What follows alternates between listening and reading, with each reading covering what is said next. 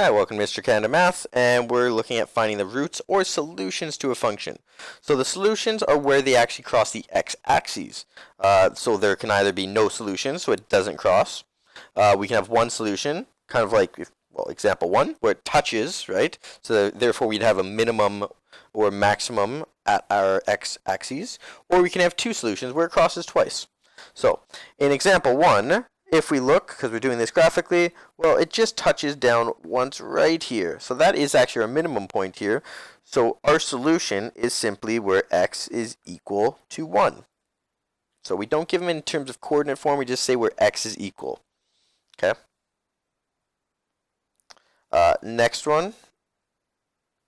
Well, we're looking here, or find the roots of. Well, roots, like I said, is another way of saying solutions, and the reason why is because if we put in the quadratic formula, even if you don't know what it is, or haven't used it, this is what it is, but it always solves for either, for minus 2a, 4ac, anyways, this solves for your roots, okay? So it solves for your x values. But here we're just doing it graphically. We can see it crosses there and there. So we would say x equals negative 2.5 or you just put a comma, x equals 0.5. Okay?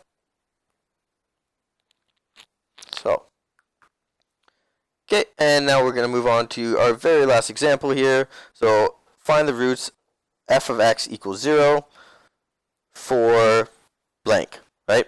So what exactly are we doing here? So we're looking for where our y value is 0, right? Because that's along our x-axis. This is what it's telling us. Like I said, sometimes they're going to try and throw curveballs.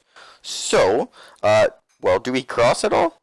We don't actually cross. So all we can say here is that we have no solutions. So as you can see, we've seen our three cases: one solution, no solutions, and two solutions.